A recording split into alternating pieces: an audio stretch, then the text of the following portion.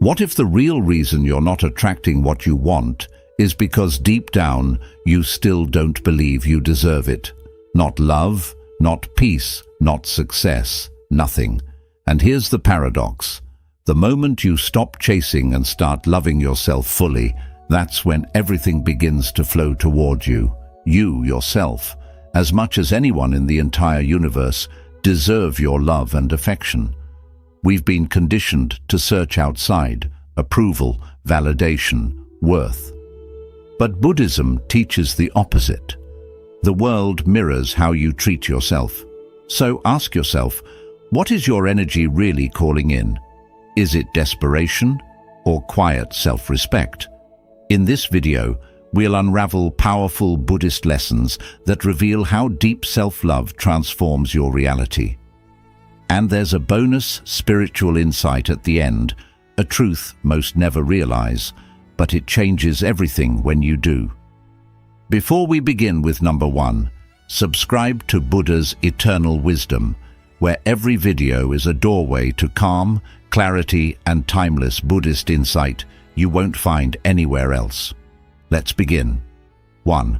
Chasing is the shadow of self-doubt. Why does everything seem to run when you chase it?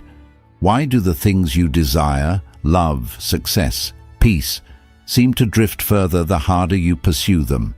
In Buddhism, we say, the one who chases the world forgets the stillness that moves it. There is a quiet truth buried here, a truth that whispers. When your heart is restless, life becomes elusive. Imagine a bird in your open palm. If you grasp for it with panic, it flies away. But if you stay still, calm, centered, it may choose to rest upon you. This is the nature of all things we desire. The more we chase them from a place of lack, the more they sense the fear beneath our reaching. And fear, even when disguised as ambition, repels. Not because the universe is cruel, but because it mirrors the state of your soul. You've been taught that if you want something, run after it. Work harder, do more, chase faster. But Buddhism teaches another path, stillness. Not passivity, but conscious presence. When you love yourself deeply, the chasing ends. You stop begging life to give you proof of your worth. You become the proof. And in that stillness, things begin to come to you. Not because you forced them, but because you stopped resisting yourself. Close your eyes, breathe slowly. Visualize your desires, not as mountains you must climb, but as petals on still water. Watch them drift toward you as you remain grounded, anchored in self-love. When the waters of your mind are still, even the moon reflects clearly. Perhaps what you are chasing is not what you need. Perhaps it's the part of you that feels unworthy, that needs your attention, not the outcome. So ask yourself gently, what are you chasing that may be trying to escape your desperation? And deeper still, can you sit with the part of you that feels unworthy? Can you simply hold it with compassion? Buddhism teaches that suffering arises not from not having, but from clinging. From believing you must earn what you already deserve. But when you begin to love yourself, not for who you might become, but for who you are right now, peace arises, and peace is magnetic. It pulls the right people, the right moments, the right opportunities into your life without struggle. The irony is, the moment you stop chasing, you begin attracting. Why?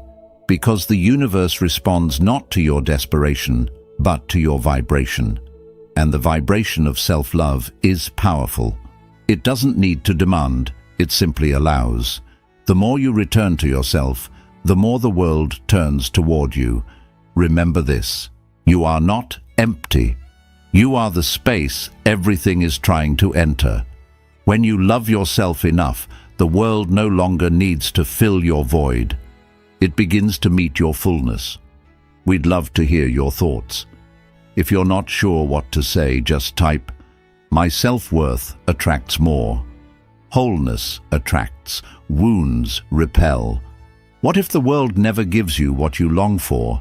but always gives you what you deeply believe you deserve. Not in punishment, but in reflection. In Buddhism, we do not chase outcomes, we study causes. And the truest cause of what you attract is the energy you carry within. There is a quiet law at work. Wholeness attracts, wounds repel. Not because you are broken, but because unhealed energy distorts what you call in. Imagine a bowl with cracks. You can pour water into it endlessly, but the fullness never lasts. The water leaks through the fractures. Now imagine the soul.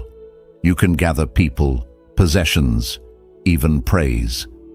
But if your self-belief is fractured, the joy seeps out.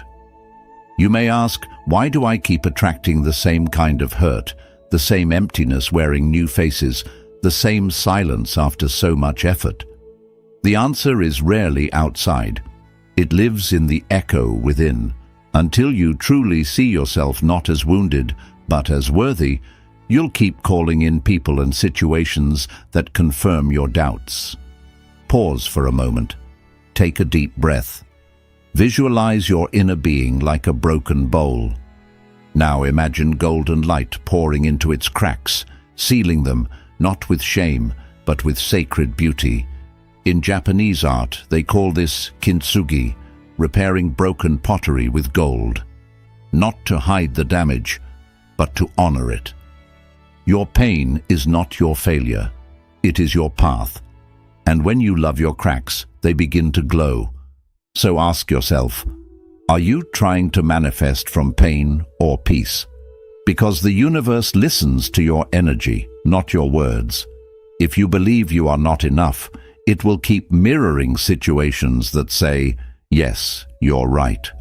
But if you begin, even softly, to hold yourself as enough, your entire reality begins to shift. Not overnight, but steadily, like sunlight melting morning mist. The Buddha said, you yourself, as much as anybody in the entire universe, deserve your love and affection. This is not sentiment, it is strategy. Love becomes your power, not because it changes others, but because it transforms what you allow, what you expect, what you call in. Let your energy whisper peace. Let your presence say, I no longer beg, I welcome. The world does not respond to longing, it responds to wholeness.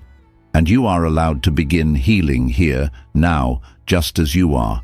You are not too broken to attract beauty. You are already beautiful, waiting to believe it.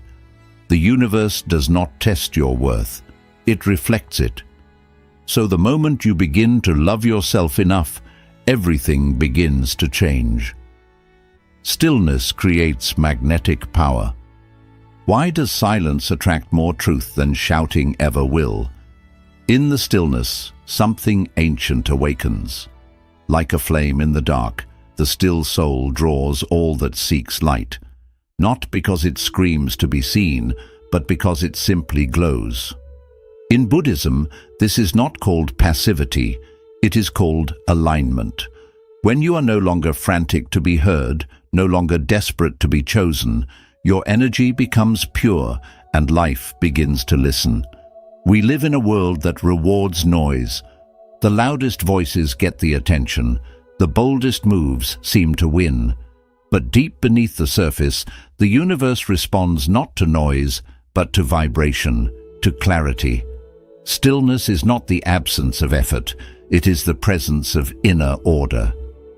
When your being is aligned, when your thoughts stop racing, when your heart ceases to grasp, you become magnetic, not because you try, but because you are finally in harmony with the rhythm of things. Close your eyes now. Feel your breath move in and out like ripples on a still lake. There's nothing to fix, no need to prove, just be. And in that being, a power rises. The kind of power that doesn't need to chase because it knows what it brings. The kind of power that doesn't need to explain itself to be felt. Many people ask, why do I feel unheard, unseen, unnoticed, despite all my efforts? The answer often lies not in what you're doing, but in why you're doing it. Where in your life are you loud because you're afraid of being ignored? That noise, however subtle, often masks the fear of unworthiness. But here's the deeper question.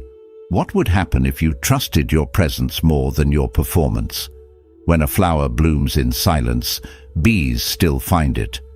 When a mountain stands still, the clouds move around it. Stillness is not the absence of power. It is the highest expression of it. Because when you are still, your energy speaks. And in that pure vibration, the right people come. The right moments arrive. The universe leans in because stillness signals trust.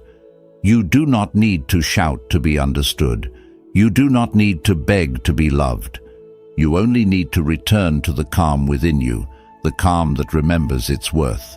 That calm is your truest signal, your most honest magnet. And when you let go of the frantic need to perform, you become luminous in a way no performance could ever create.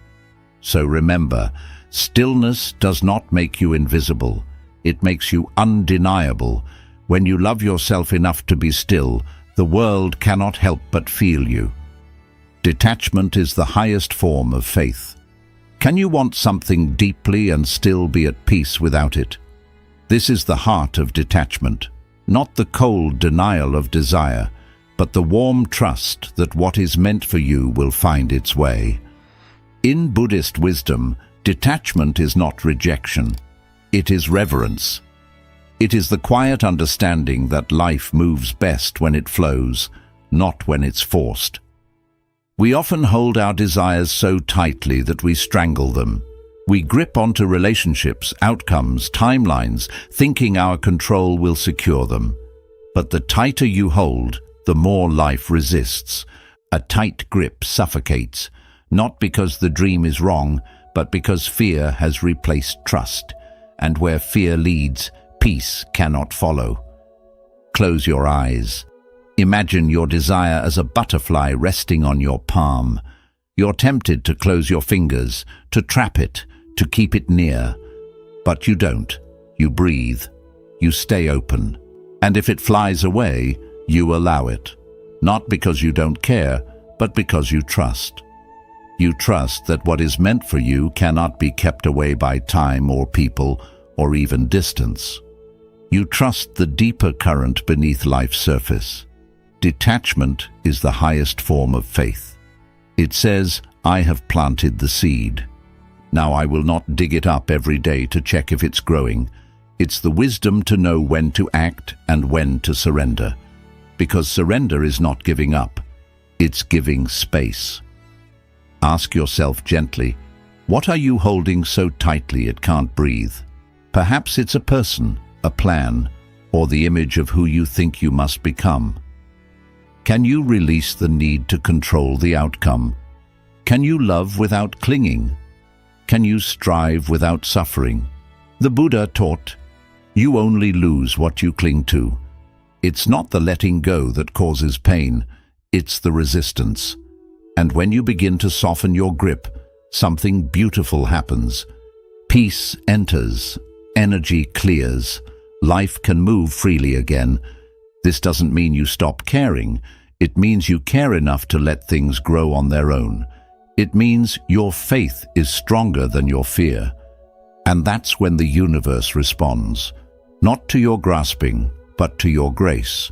You are allowed to want beautiful things, but love yourself enough to not make your happiness depend on them. Let your joy be rooted in presence, not possession. In this way you become unshakable, calm in your desire, yet free in your spirit. So remember, let go, not because you're indifferent, but because you trust. What is meant for you will never feel forced. And when you love yourself enough to release the need for control, life begins to unfold in ways even your best plans couldn't imagine. We'd love to hear your thoughts. If you're not sure what to say, just type, "My self-worth attracts more." Self-compassion turns chaos into clarity.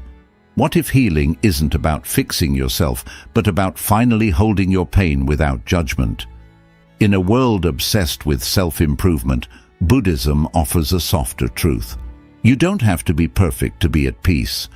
You only need to stop abandoning yourself every time you're hurting. Peace, it is said, is not born from the absence of pain, but from the presence of love in pain.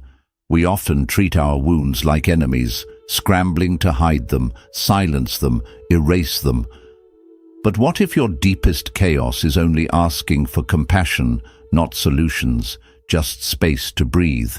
When you respond to your flaws with kindness instead of shame, something begins to shift. You soften, you become safe to yourself, and that safety becomes a quiet light the world responds to. Place your hand on your heart for a moment, feel its warmth, repeat inwardly, "Even this deserves my love." Even the regret, even the fear, even the part of you you wish would disappear, all of it held in the embrace of your own presence. This is not weakness, it is spiritual strength. Because self-compassion is not passive, it's how you reclaim power from inner violence. Many carry an invisible war within, a voice that criticizes, shames, and belittles, and we wonder why peace feels so far away. But the Buddha taught, hatred does not cease by hatred, but by love alone. That includes self-hatred. So ask yourself now, with honesty, where are you still bullying your inner child? Is it the voice that says you're never enough, or the one that punishes you for not being healed already? And then ask, what would change if you offered your pain understanding instead of rejection? Could you listen to your sadness instead of silencing it? Could you let your mistakes rest without naming them your identity? Healing begins in this gentle shift from fixing to holding, from punishing to listening. When you treat yourself with the same compassion you offer others, your energy softens, your vibration rises, and that is when life begins to respond differently. Not because your circumstances changed, but because you did. You attract not by becoming flawless, but by becoming whole. And wholeness doesn't mean nothing is broken. It means nothing is abandoned. When you love yourself enough to sit with your chaos instead of judging it, clarity begins to form like morning light through fog. So remember this, you are not too much, you are not too late. You are not broken beyond repair. You are simply waiting to be held in your own arms with your own heart. And when you learn to love even this, the world learns to love you back. The universe reflects your inner dialogue. What if every relationship in your life is simply a mirror reflecting how you speak to yourself when no one is listening? In Buddhist understanding, the world is not separate from your mind. Your outer experience is shaped by your inner dialogue. Not always immediately, but consistently. We don't see others as they are, it's said. We see them as we are. And if you look closely, you'll notice what you tolerate within, you tend to tolerate without. If you speak to yourself with harshness, you begin to accept that tone from others. If you neglect your own emotional needs, you attract relationships that do the same. This isn't blame, it's awareness. When you begin to love yourself truly and quietly, you raise the energetic standard for everything in your life. Your self-regard becomes the foundation, and the universe builds from there. Imagine standing beside a calm body of water. Look into it and see your reflection. Not your face, but your voice. What are you saying to yourself when you're alone? Are you encouraging? Or are you tearing down your own spirit before anyone else has the chance? How am I speaking to myself when no one is listening? Ask that, because the universe is always listening. There is a truth here, soft but powerful. Self-love sets the energetic minimum for how others treat you. When you respect your boundaries, others begin to do the same. When you speak kindly to your inner world, your outer world begins to mirror it. And if it doesn't, if someone continues to offer less than what you now give yourself, you will know how to walk away, not in anger, in alignment. So ask yourself gently, are you teaching the world to love you or to overlook you? Every time you abandon your needs, every time you silence your truth, you send a signal. This is okay, but it isn't. You deserve to be treated with the same care you wish to offer, and it starts with you. And now, another question. If someone treated you the way you treat yourself, would you stay? Sit with that. Let it echo. If the answer brings discomfort, that is your starting point. Not to judge, but to begin a new kind of relationship with your own heart. You don't attract what you want. You attract what you believe you are worthy of. So speak to yourself with love. Act as though you matter, because you do. And when that becomes your inner dialogue, your life begins to rearrange around that truth. Not perfectly, but profoundly. When you love yourself enough to change the way you speak within, the universe listens and begins to speak back in kindness. Peace is the most powerful frequency. Why do the most peaceful people seem to draw everything they need without the chase, without the noise? In Buddhism, it is taught that still water reflects the stars, not because it tries, but because it is calm enough to receive. Peace is not a luxury, it is a powerful frequency, one that signals to life itself. I am ready, not because I control, but because I trust. Inner peace creates space, and in space, things arrive. When your heart is no longer crowded with fear, attachment, or restlessness, there is room for what you truly desire to enter. Not rushed, not forced, but invited. Peace becomes the gate through which all blessings flow, not because you chase them, but because you are aligned with their arrival. Take a breath. Imagine yourself sitting in a quiet forest, the air still, the wind gentle. You are not striving. You are not proving. You are simply being.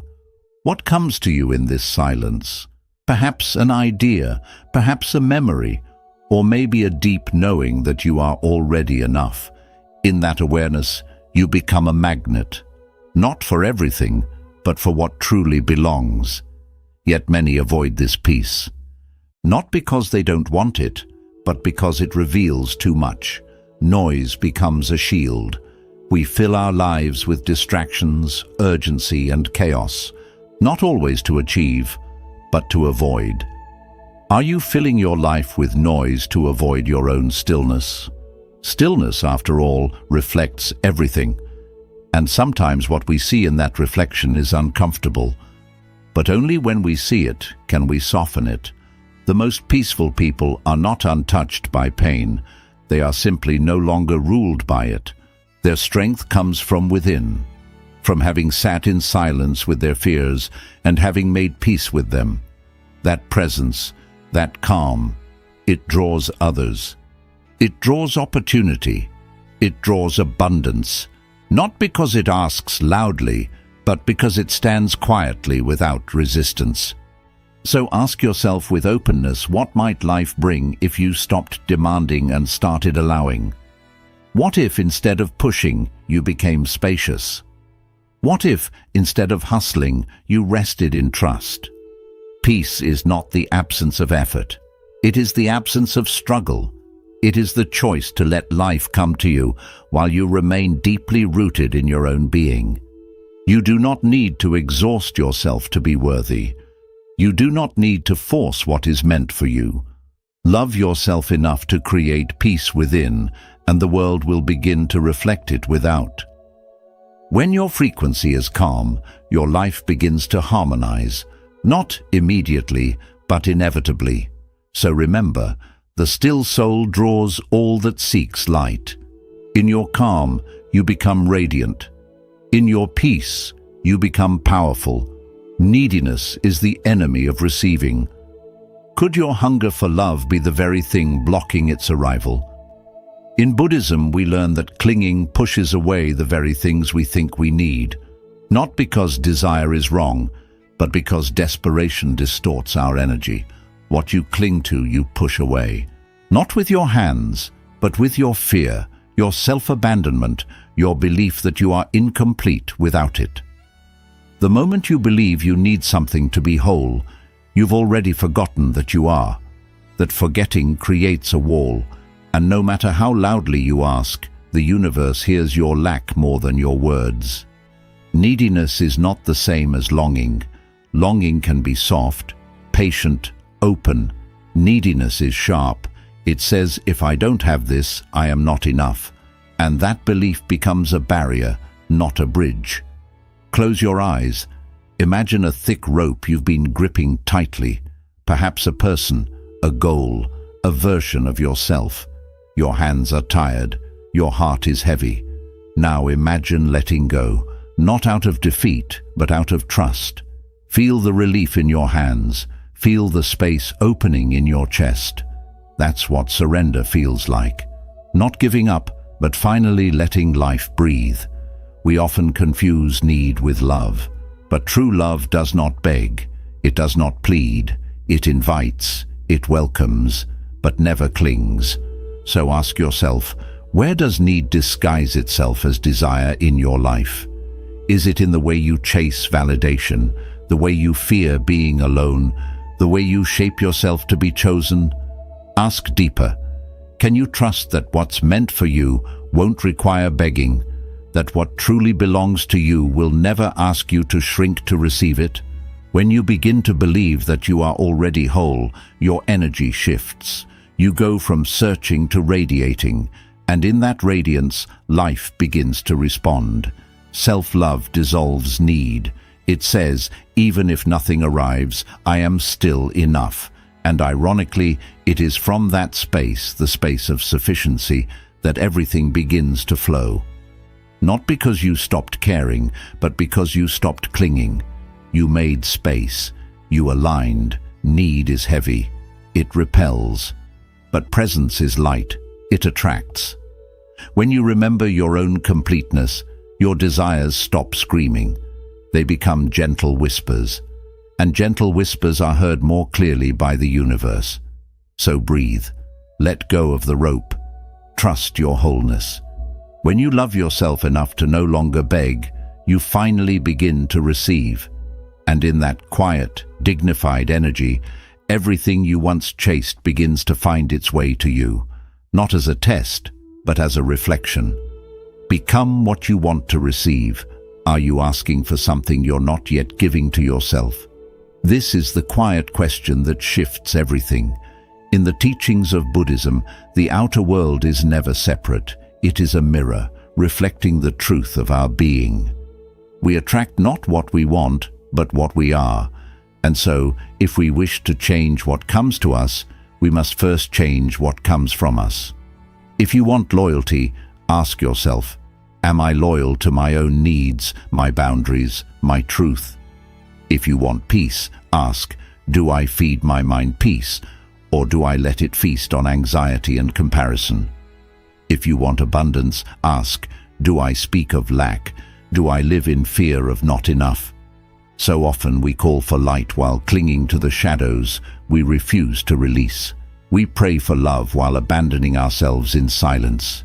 Imagine your future self, not someday far off, but the version of you who already lives in peace, love, and joy. Picture them, breathe with them. What do they think? What do they feel? What do they choose each day that you are still resisting? That version is not out of reach. It is already within you, waiting for you to rise to meet it. You say you want clarity, but still surround yourself with noise. You say you want to be seen, but hide your true self behind masks. You say you want deep love, but speak harshly to your own heart. In what ways are you betraying the very thing you say you want? Sit gently with that, not to judge, but to awaken. Because to receive something new, we must become something new. That doesn't mean becoming someone else. It means becoming more honest, more open, more aligned with what we say we desire. Who do you need to become to receive what you're calling in? not someday, not after the perfect conditions, but now, through small daily acts of self-honoring. The universe listens more to your frequency than your words, and frequency is created by being, not wishing. When your being aligns with your vision, life starts to mirror it, slowly at first, then all at once. Not because it's magic, but because it's natural. What you radiate, you attract, and what you embody, you invite. So love yourself enough to become the love you're looking for. Be the peace you crave. Speak the truth you want to hear. Because when you live the energy of what you seek, you no longer need to chase it. It begins to arrive, drawn not by need, but by recognition. You are not far from the life you want. You are just one decision away from being the version of yourself who welcomes it. We'd love to hear your thoughts. If you're not sure what to say, just type, "My self-worth attracts more. Let the old you die to become free."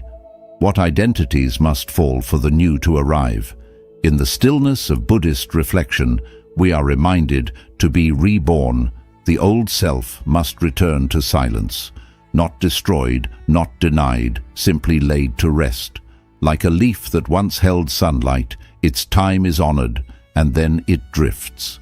The self who was hurt, who was overlooked, who had to survive by shrinking or pleasing, has done its work. Now, let it rest. There is a deeper self waiting beneath the ashes, one not born from defense or fear, but from truth. But to reach that self, we must be willing to die, not in body, but in identity. The one who constantly apologized, the one who felt unworthy, the one who chased love to feel seen. These are not who you are. They are who you learned to be in a world that forgot your light. Close your eyes. Imagine yourself shedding an old skin. Feel it fall away, not with struggle, but with grace. And now, picture your bare feet stepping into a new morning. The light touches your face. The air is soft. You feel no urgency, only a quiet remembering. You were never the pain. You were never the label. You were never the story. You are what remains when the story ends. So ask yourself with tenderness, what stories about yourself are you still clinging to? Are you still defining yourself by who left you, by what you failed, by how long it took you to heal? Those stories may have been true once, but you are allowed to outgrow them. The past is not a prison unless you carry the key in your own pocket. And then ask, who are you without the pain? Not empty, but vast. Not unfinished, but unfolding. This is where your power returns, not by clinging to who you were, but by meeting who you're becoming. You don't need to abandon your past. You only need to stop living through it. In Buddhism, death is never an end. It is a return, a cycle, a transformation. And this inner death, the letting go of false identities, is the most sacred kind.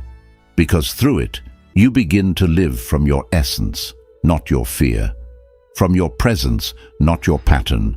So let the old you die. Let the version of you that had to fight for love rest.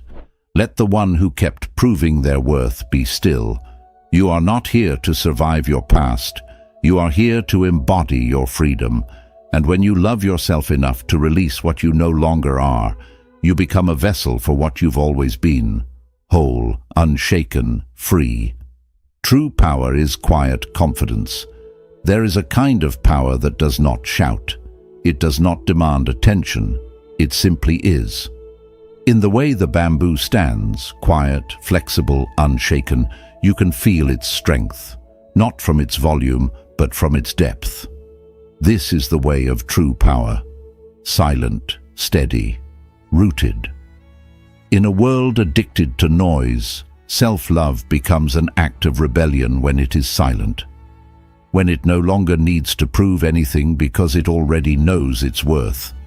You don't need to announce your value when you're anchored in it. You don't need to chase love when you are love. Quiet confidence is the frequency of those who have returned to themselves. It's the presence of someone who has nothing to prove and everything to offer. And this presence, it speaks louder than words ever could. So many people spend their lives performing worth, trying to earn it, trying to convince others to see it. But when you love yourself deeply, you stop performing and start embodying. You don't move through life looking for applause. You become the silence that commands the room, not with ego, but with essence. Close your eyes. Visualize yourself as a tree, tall, grounded, alive. Feel the wind brush against you. It bends you, but it does not break you. That is what inner strength feels like. Not rigidity, but rootedness. Not dominance, but dignity. Your presence becomes your proof. Your stillness becomes your magnetism. So I ask you now, where in your life are you still performing your worth? In your relationships, in your work, on social media? And what would happen if you stopped? If you simply allowed yourself to be enough as you are in this breath, without the performance? And here's the deeper question. Can you let your energy speak louder than your words? Can you trust that how you carry yourself matters more than what you say? Because people may forget your voice, but they will never forget how they felt in your presence. Buddhist wisdom reminds us the strongest people are often the quietest, not because they are weak, but because they are complete. Their self-respect whispers where ego used to scream. Their compassion replaces control. Their silence becomes sacred. So breathe into your stillness. Stand in your quiet confidence. Let the world feel your worth without you ever needing to explain it. And remember this: releasing desperation creates space for blessings to come in. Become what you wish to receive. Your energy should align with your desires. If you want love, be love. If you seek abundance, live with that energy. You don't attract what you want, you attract what you already are inside. Let go of your old self to find true freedom. Your past roles, pain, and stories need to be released for real change to happen. The version of you that helped you survive isn't the one that leads your spiritual awakening. Freedom comes through letting go, not adding more. True strength is quiet. Real confidence doesn't shout. When you know your worth, you stop needing approval from outside. Silent confidence grows from inner balance, not from outer display. Love yourself the way the universe loves you. You are already enough, even with your imperfections.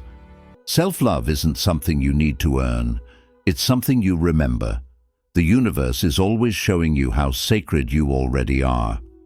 When you start to love yourself completely, not only the bright parts, but also the ones you've hidden or judged, something powerful begins to change. You stop chasing love, approval, or peace because you realize you're the source of it all.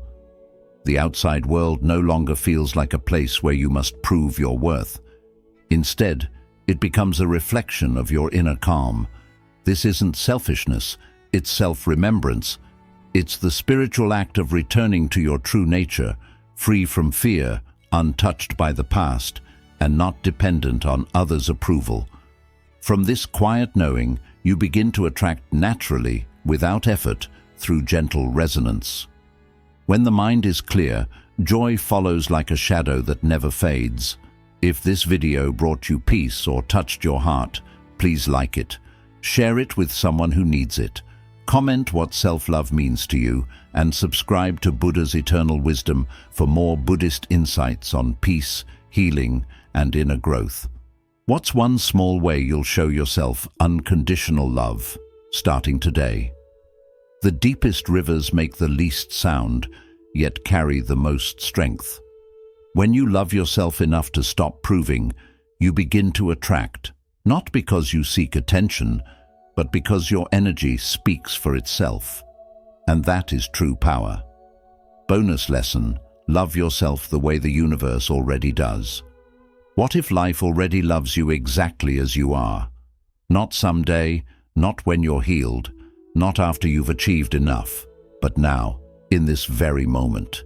In Buddhist wisdom, beneath all illusion, lies something untouched by fear, shame, or imperfection. It's called Buddha nature. It isn't something to earn, it's something to remember. And it means this: you are not broken, you are becoming. We spend much of our lives trying to prove we're worthy. We chase success, approval, and perfection, thinking that once we've fixed ourselves, we'll finally deserve peace. But what if there's nothing to fix? What if healing isn't about becoming better, but about softening toward what already lives inside you? Buddhism teaches that even in your darkest hour, your true nature remains whole. Like the sun behind the clouds, it may be hidden, but it never disappears. When you love yourself from this truth, life stops feeling like a problem to solve. It turns into a dance to enjoy. You no longer strive to belong, you realize you already do. Close your eyes for a moment. Imagine the whole universe bowing to you, not because you're perfect, but because you're complete. The stars never ask you to earn your light. The trees never question your worth. Nature honors you simply because you exist. Can you give yourself that same kindness? Ask gently. Can you offer yourself the same respect you wish from others? The same respect you expect from the world? Can you give it first to your own heart? When you look in the mirror, can you see not your flaws, but the light still shining through? Can you stop waiting for permission to love who you already are and go even deeper? What if you truly believed nothing was missing within you? How would you act, speak, and live each day from quiet wholeness instead of lack? When you love yourself like the universe does, you stop chasing what reflects emptiness. You start to attract what honors your completeness. You no longer crave fixing, saving, or changing. You begin to simply be, glowing, present, enough. This is the love that transforms everything, not through force, but through remembering. Love yourself enough to bow to your own soul. Love yourself enough to stop apologizing for who you are. Because when you live in alignment with your real self, the universe doesn't resist. It responds. It mirrors you. It moves with you. And soon, everything you've been waiting for starts appearing, not as a prize, but as recognition. Quick recap of the lessons. Chasing comes from doubt. The more you chase love, success, or approval, the more you tell life you don't feel worthy. Buddhist wisdom reminds us that stillness attracts more than struggle. Letting go of the chase lets life flow toward you. Wholeness repels what's unhealed. Until you face your inner pain, old cycles will keep returning. Loving yourself means meeting your pain with awareness, not avoiding it. What you believe about your worth shapes what you allow into your world. Stillness carries quiet strength. In a noisy world, real power is inner calm. It connects you with focus, presence, and clear intention. When your energy is calm and grounded, life responds without resistance. Detachment is one of the purest forms of faith. Wanting something is natural, but needing it creates suffering. Detachment means trusting that what's meant for you will come and stay without force. It's releasing control while staying open to what life gives. Self-compassion turns confusion into clarity. Healing doesn't start by fixing yourself. It begins by accepting yourself. When you meet your pain with kindness, clarity naturally arises. Self-love isn't selfish. It's emotional honesty and self-respect. The universe echoes the words you speak to yourself. The way you treat yourself teaches others how to treat you. Your inner voice creates your outer world. True change begins when you talk to yourself with the love you wish to receive. Peace is the strongest vibration. Peace isn't weakness, it's real power. When you stop forcing, rushing, and proving, your energy becomes magnetic. Inner peace helps you attract with ease. Neediness blocks receiving. When you think you need something to be complete, you unknowingly push it away. Real receiving begins when you feel whole as you are.